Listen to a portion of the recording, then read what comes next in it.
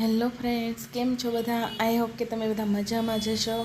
આજે મેં ઇન્સ્ટન્ટ મરચાંનું અથાણું બનાવ્યું છે, જે તમે સવારે ભાખરી સાથે પણ ખાઈ શકો છો, અથવા બપોરે પણ અને ડિનરમાં પણ ખાઈ શકો, અથવા ટ્રાવેલિંગમાં સાથે પણ લઈ જઈ શકો.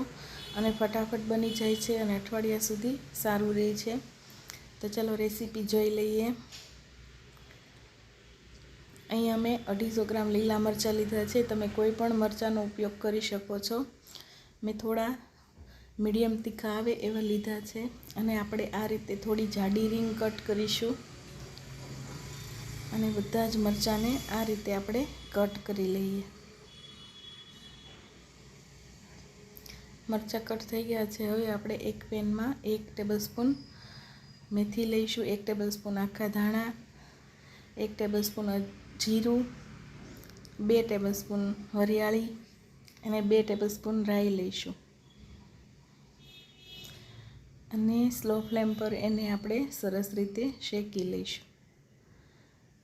મસાલા દાજે નહીં, એનું ખાસ ધ્યાન રાખવાનું. ખાલી થોડું સુગંધ આવે ત્યાં સુધી જ આપણે એને શેકીશું, જેથી અથાણું સરસ બને.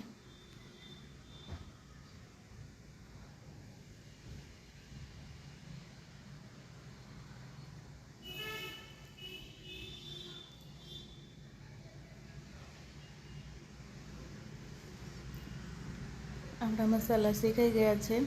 હવે આપણે ગેસની ફ્લેમ બંધ કરી અને એક થાળીમાં આપણે ટ્રાન્સફર કરી લઈશું અને મસાલાને ઠંડા કરી લઈશું.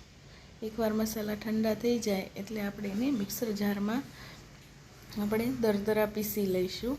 એકદમ ફાઇન પાવડર નહીં કરીએ, આ રીતે પીસી લઈશું. હવે આપણે તેલ ગરમ કરી અને થોડું ઠંડુ કરી લઈશું. અને મસાલાની અંદર આપણે 1 ચમચી હિંગ એડ કરી દઈશું. હિંગ નાખવાથી મરચાંનો ટેસ્ટ સરસ આવે છે. હવે આપણે ગરમ તેલ મસાલામાં એડ કરી અને એક પ્લેટને ઢાંકી દઈશું.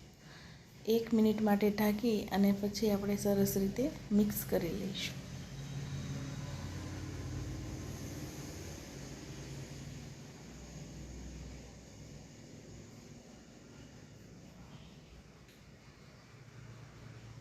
હવે આપણે એમાં સ્વાદ પ્રમાણે મીઠું અને 1 લીંબુનો રસ એડ કરી દઈશું.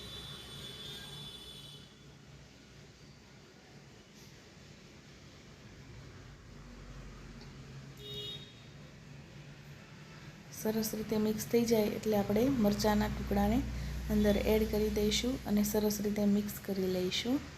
આ અથાણું 1 દિવસ પછી ખાવા માટે રેડી થાય છે. જો તમે આજને આજે ખાઓ તો થોડો મેથીનો ટેસ્ટ કડવો આવે છે, પણ બીજા જ દિવસે અથાણું સરસ રીતે સેટ થઈ જાય છે.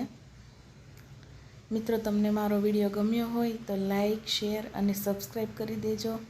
કમેન્ટ કરવાનું ભૂલતા નહીં. મળીશું આપણે એક નવા વિડીયો સાથે. Thank you. Bye bye.